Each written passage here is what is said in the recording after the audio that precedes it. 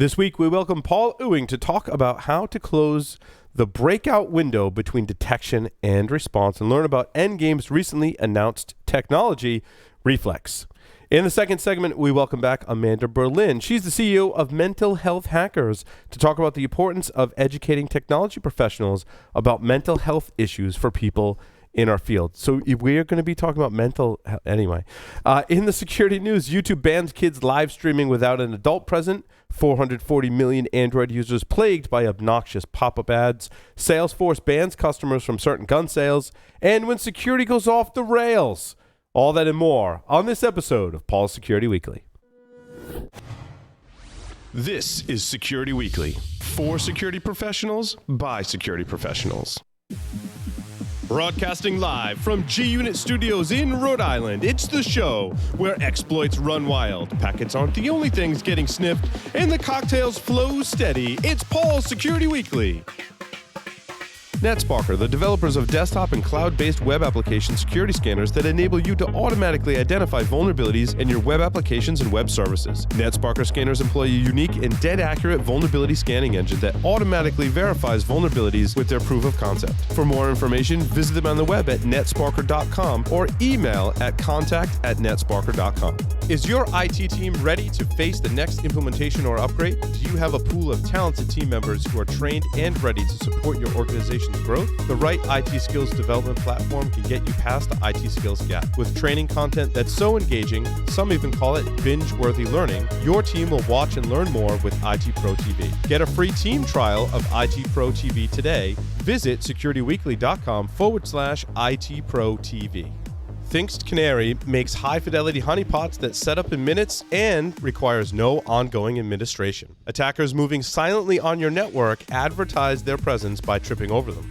There's a good reason Thinkst Canaries are deployed and loved by some of the best security teams in the world. They're inexpensive, they're simple, and they work.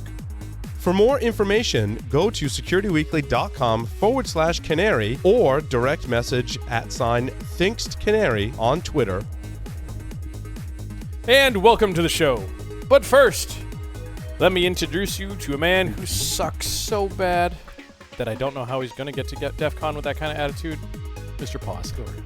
Welcome to Paul's Security Weekly. This is episode 607, recorded on June 6th, 2019 at G-Unit Studios in Rhode Island, not G-Unit Media.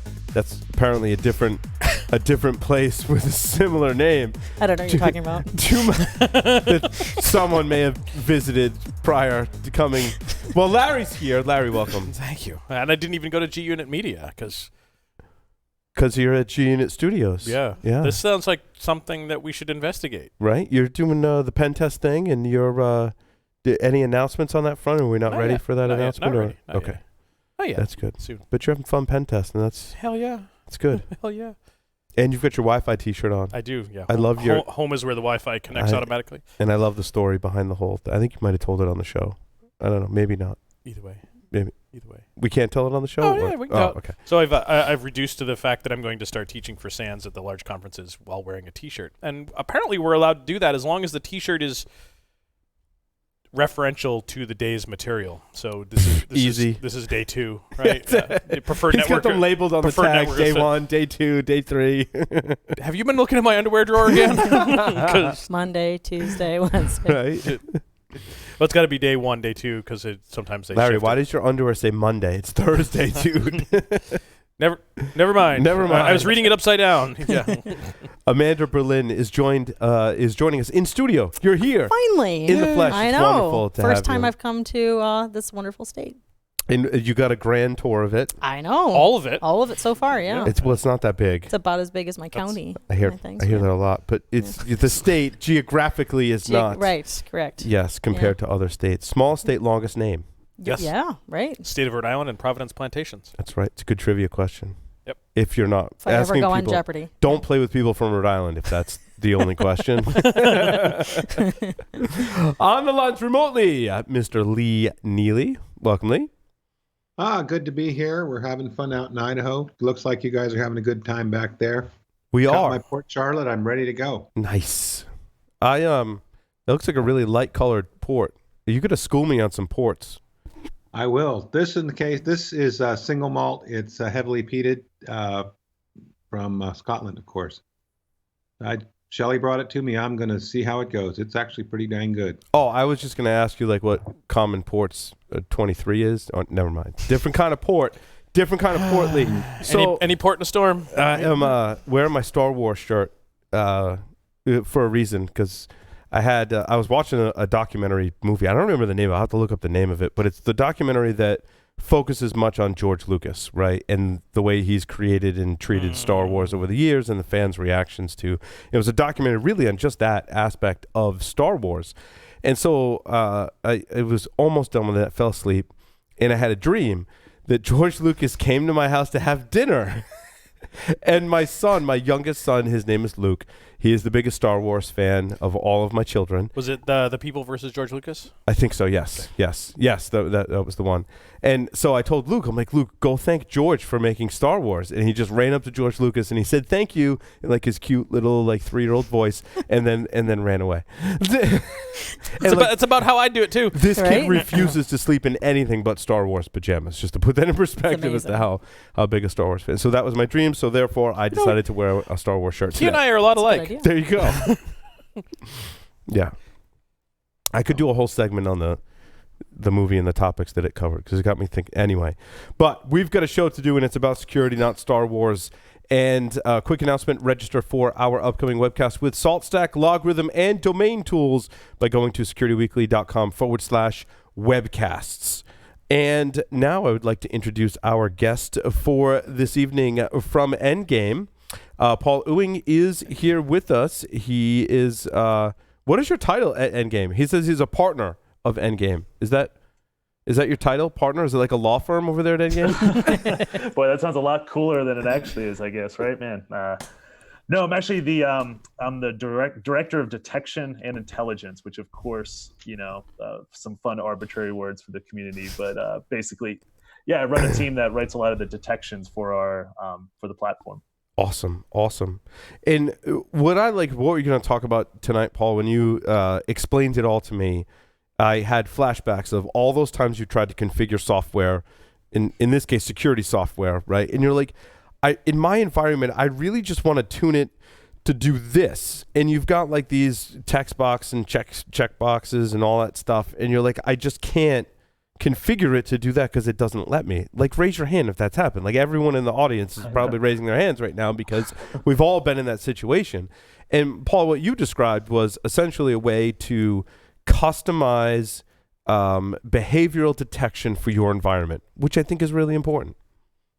Yeah, you hit the nail on the head. I think, I'm a former practitioner, joined Endgame years ago, so really was excited to join a product company to, of course, have a greater impact on the attacker. But I completely agree with you. I think like the practitioners, the users, those ops teams that are out there, whoever, if you're in a SOC, how many times are you kind of given, here's the security appliance, turn it on, turn it off. That's about the extent that you're able to do. And we hope this helps you. We hope this helps a greater effect on the attacker and whatnot. But yeah, exactly to your point, this is, we introduced this new technology we called Reflex, where basically, I almost think of it as it's all about perspective. So, me being Endgame, when I think about in a generic sense, any type of detection logic, I have to write that rule, that analytic in the most primitive sense to work everywhere, and work in the sense that I'm not going to cause alert fatigue, drain a user and false positives. And we finally, it was such an obvious realization, but we just said, hey, why don't we give the power to the user, and we'll help them along the way so they're not lost, but give them the power to write the detection customized for their environment. And then they're actually tasking the sensor to generate those alerts for them. So they have full control over basically their EDR, EPP, basically the appliance they have. So it's pretty cool. Yeah, that is pretty cool. And I don't know, a lot of times when I go to customize a tool, I don't know if I want to be that invested in it, because typically when I look into it, I'm like, that's a lot of hours that I'm going to spend learning like a really custom kind of thing. But your EQL language, first, is open source. And from what I've seen, it doesn't seem like that much of an investment in terms of time compared to some other products that I've looked at and I'm like, well, I gotta like learn a whole. I mean, Nest is aside. I work there. That's a different story. But is that true, Paul? Is it less time investment in your opinion for the end user? Yeah, that's exactly right. And of course, I'll be able to show this to you. Show this to you all in a bit. But yeah, it's really EQL, equal. We'll call it as well. Maybe when you say equal, it allows for better puns. Is the joke, But but the reality is, yeah, we made this. Now wait, Paul, available. does equal use equal or equal to do comparisons? Yeah, maybe it's equally awesome. I don't know. Let's see what we can do. Well, equal. Yeah, this is when I fade away, right? Equal is not the same as equal. That's true. Yeah. But no, you're exactly right. I mean, basically, anytime you want to introduce a new technology, a new workflow, that's exactly to your point. I think it's very daunting to the user. Like, oh, great, I have to learn this new syntax. Thanks for presenting this problem to me or presenting this solution. But now I have this other problem of where do I even begin to start learning this? Do I teach my team members? Do I, what's the training aspect? So what we did is this Reflex technology that I talked about. It's all built on Equal, which to your point, it's freely available, and really.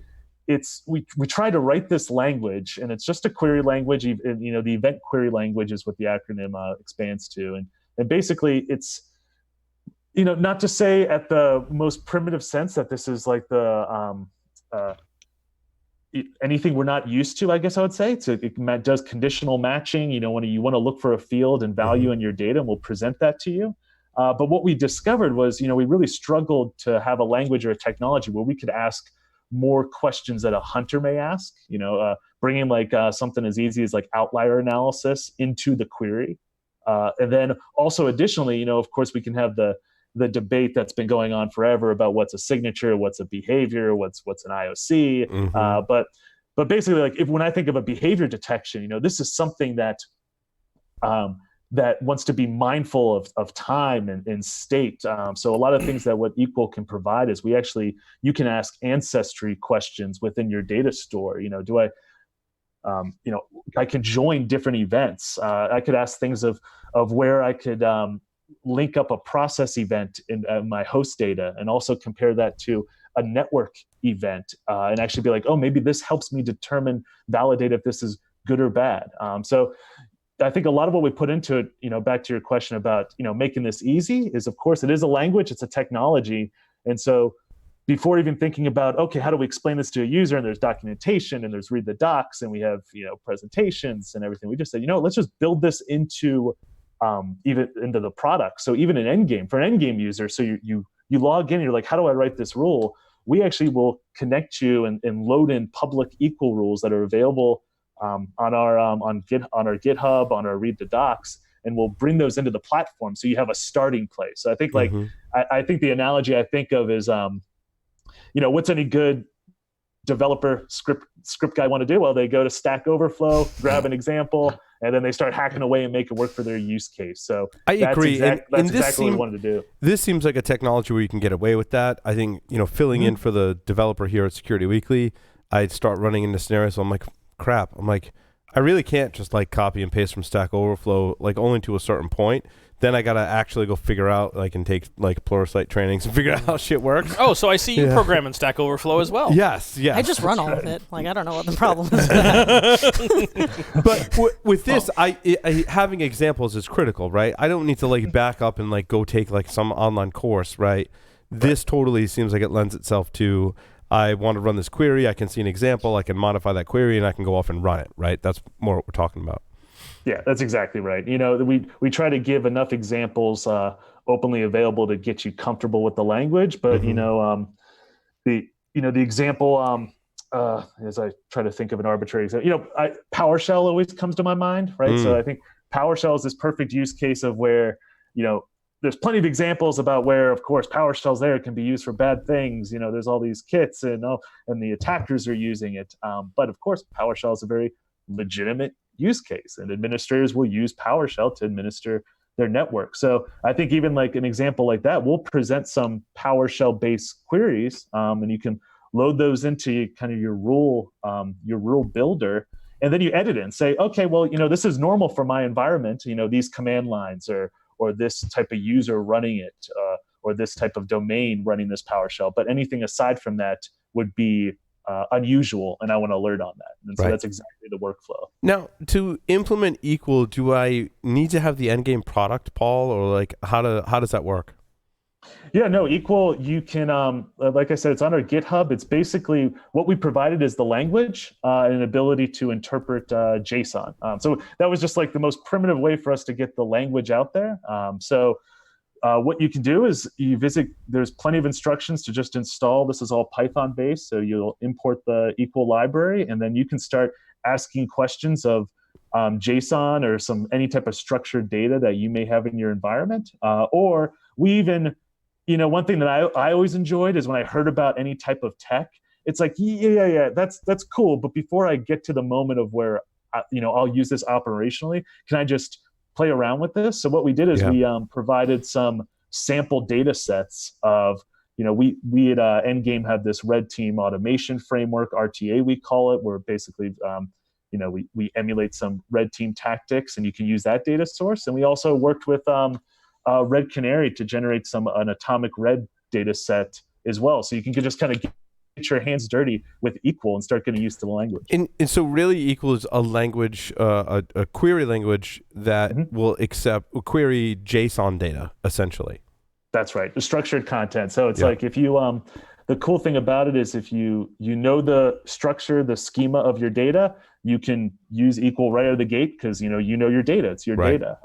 But if you do have a scenario, and of course we all do, when it's like, boy, I need to normalize the data. I need to our schema is a little different than this schema. We have all these open source tools, and they all present their own schemas. Well, we also provide a way for you to normalize either your query or normalize your data, and we actually provided a sample equal security schema to help you with that. So data normalization is a thing, so we at least provided that as an avenue. But I at least want folks that are interested in equal to just know that if you know your data, you can run with it right out of the gate.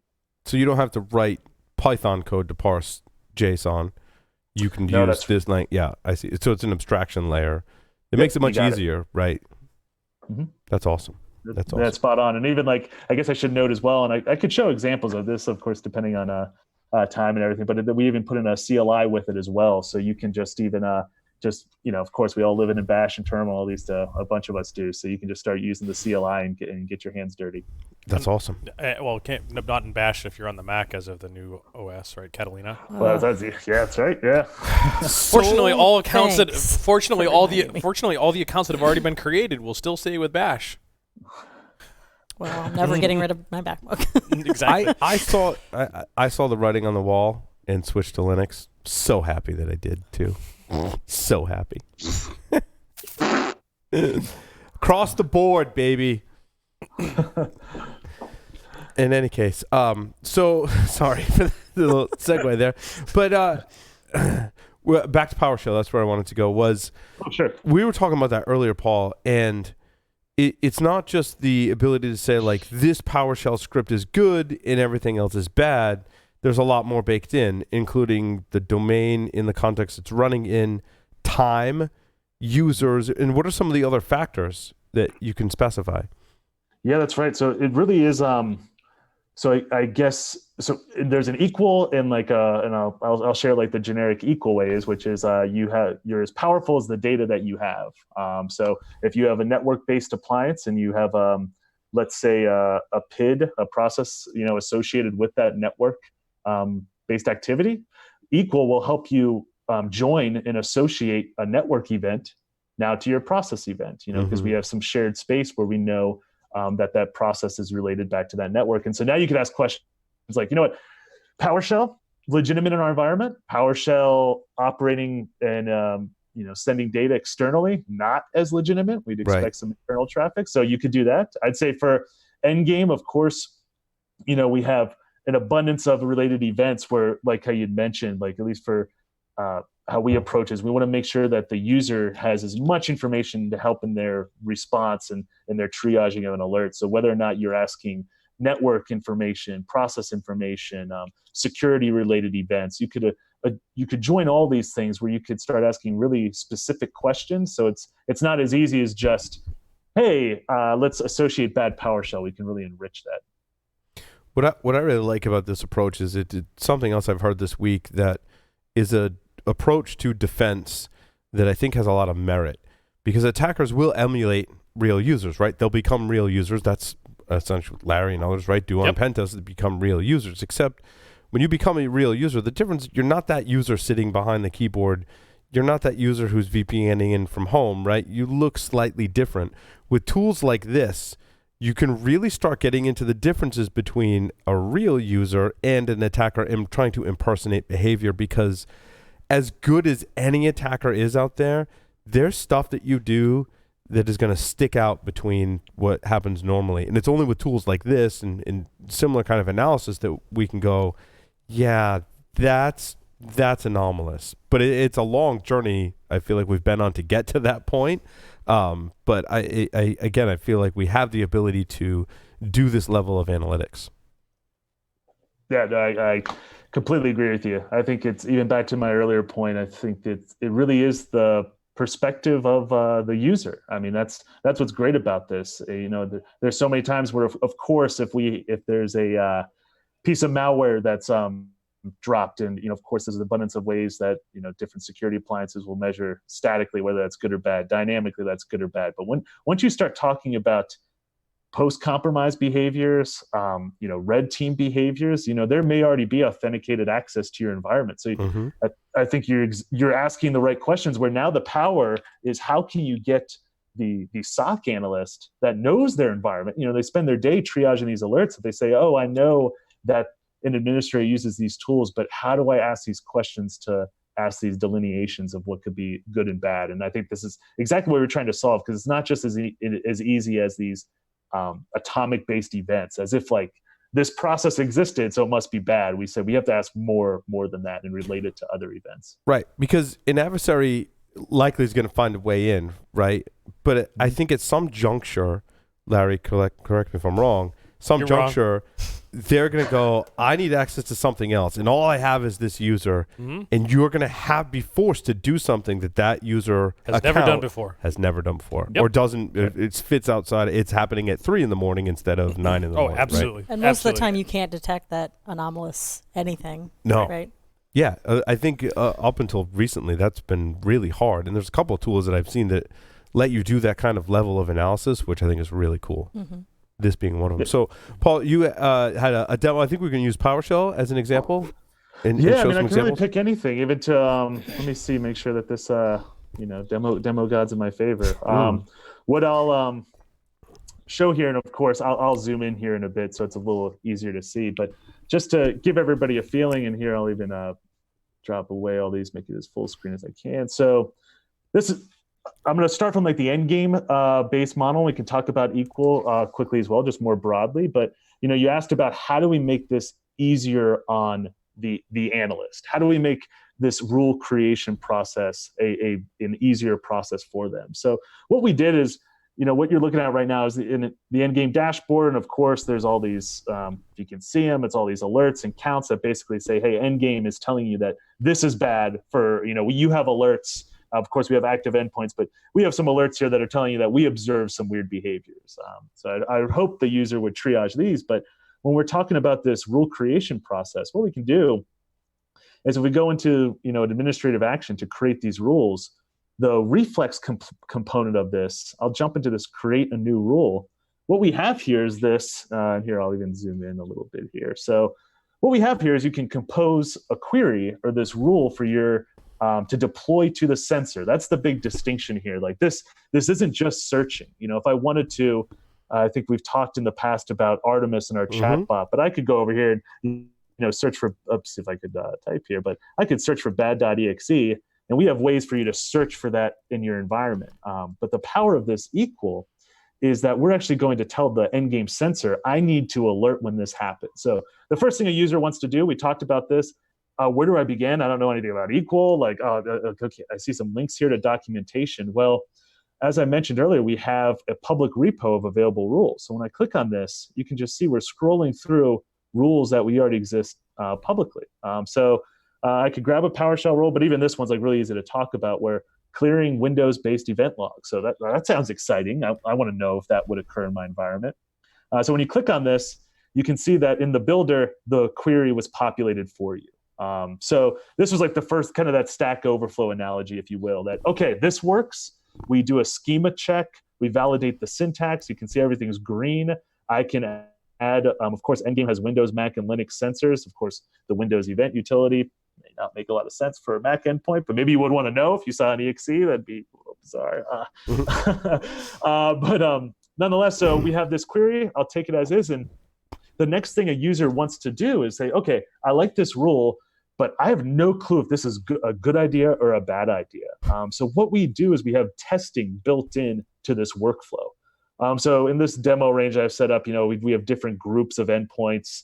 If I just grab this arbitrary incident, I can click test. And what happens is the same technology of equal that's into this Reflex component from this rule capability is available to search with. So what we're doing is we're searching our environment to see how many matches this rule has. And this, we have alerts out of the gate. I could, if I search for process where true, and I alerted on every process, basically we would see this total alert count just start spiking of, as large as the event store is. And we would say, hey, you know what, you may want to rethink this rule, because basically what's going to happen next, once I'm comfortable with this alert, is I can actually continue my deployment of this. And then, so now once clicking next. Wait, hold on. You actually tested it before you deployed it. That's right. Tested it before deployed. Novel exactly idea. Mm-hmm. It's awesome. Yeah, because you see this all the time where it's just kind of like, oh, this rule will work. I get the PowerShell example that we talked about. PowerShell isn't run in our environment. Well, you make the rule and then now you're drowning in alerts. So we don't want that to happen. So we want to let the user know that. And of course, the rest of this process is, as you would kind of expect, what we do is we actually, we love MITRE ATT&CK. We could, great framework. We could, of course, talk about that. I know most of the users, of course, ATT&CK has a lot of popularity now. But you can even associate a MITRE ATT&CK tactic column. So I guess we would call clearing event logs defense evasion. Maybe that's a medium priority. And then this rule is now created within our environment. Of course, after I create some naming convention here. So this is the overall flow. Now, as I said, from like a very distinction point of view, that just to reiterate, not a search, the rules created, and now when I can configure my own policy. What happens is the user can turn these rules on. I have a couple of rules that I was kind of playing around with.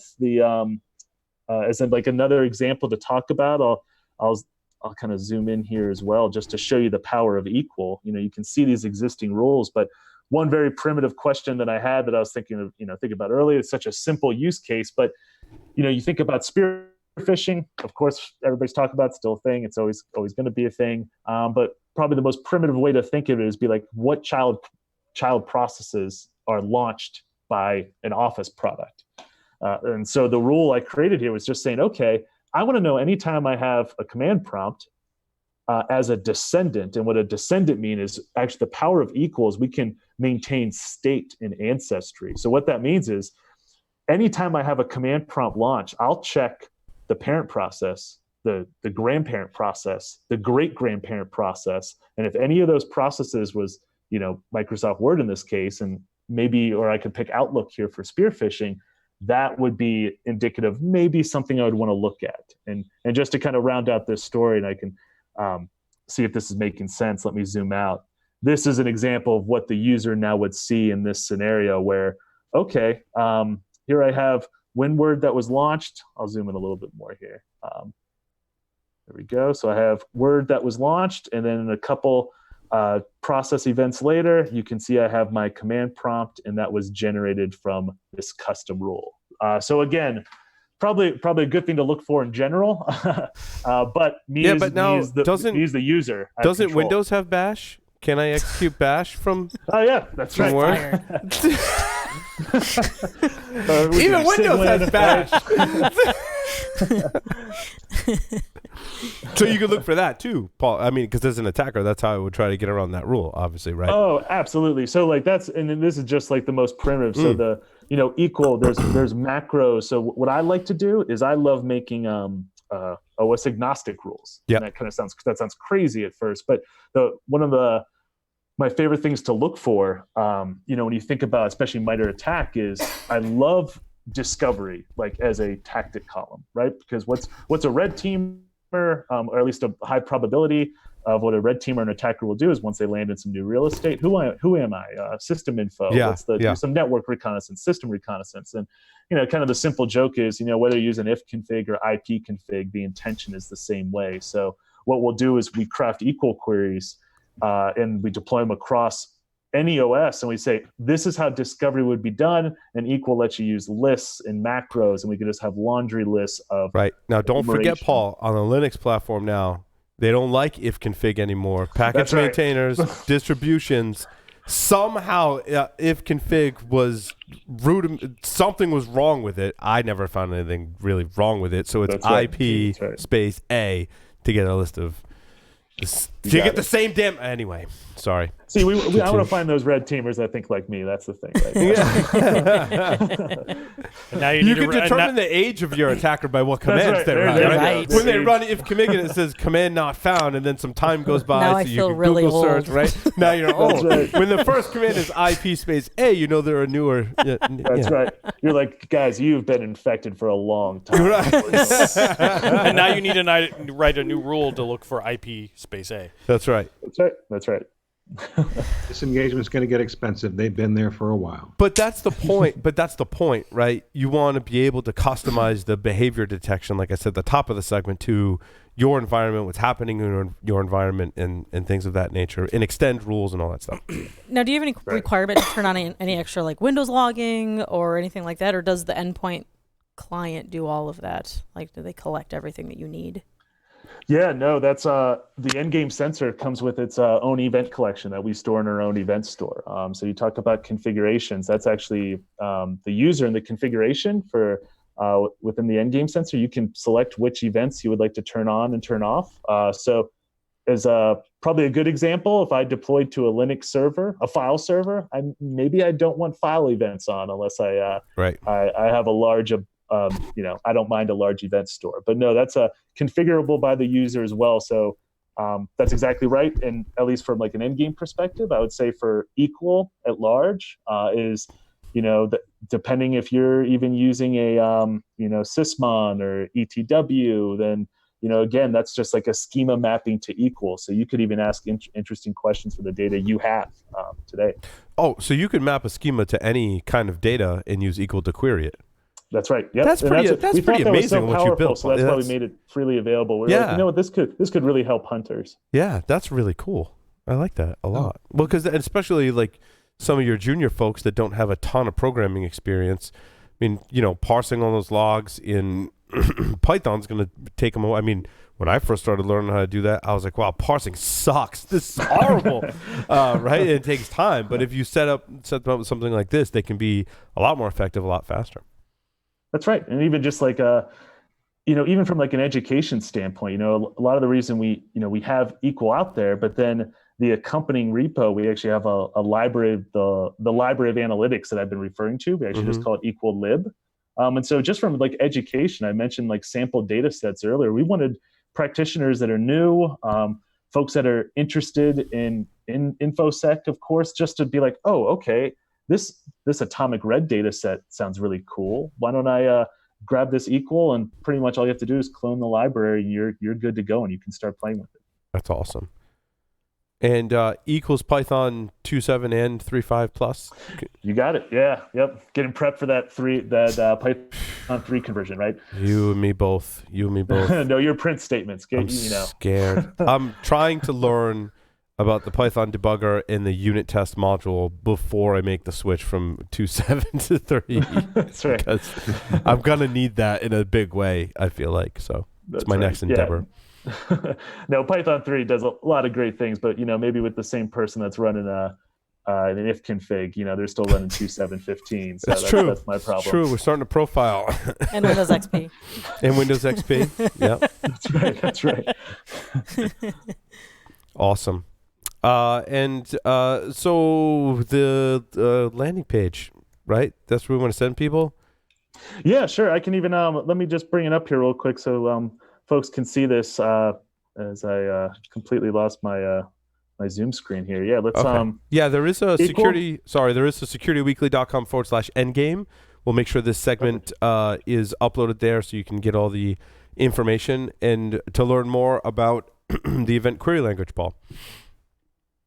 Yeah, that's perfect. And then, for more about the event query language, since we've talked about this, of course, you can go. We have a read the docs page. So, of course, Google it, probably the easiest, just to make sure you're not clicking any crazy links. But equal read the docs. And you can get on here, learn some more. We have some graphics, getting started, installing. And then even, as I mentioned earlier, even if you just want to learn, there's the equal-lib, the analytics library, where you can start looking at all of these queries, some of the examples that I've shown, even for those that, we've talked a lot about the Endgame Reflex story, but, what's the same query that I showed within the Endgame product is right here publicly on the internet. So you can go out here and be like, oh, okay, I want to look for this in my data, or what does this really mean to me? So by all means, please let us know, reach out. It's on GitHub, so post issues. If you want to collaborate on this, we'd be looking forward to it.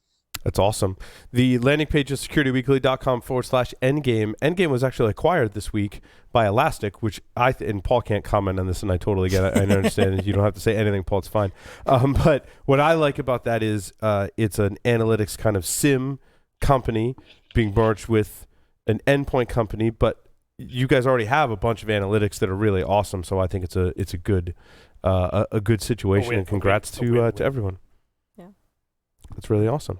Paul's just like nodding his head, like, "Yep." I can't talk about it, but of course we're excited. Awesome. That's all Paul can say. Every time I talk about Paul, he's like, "Yep, we're excited." The memo for marketing. Here's all you can say is we're excited. That's it. That's it. We're all excited for you, Paul. So even if you're not, you're excited. That's right. Well, thank you very much, Paul. With that, we'll take a short break. Come back, talk about hacker mental health. Coming up next.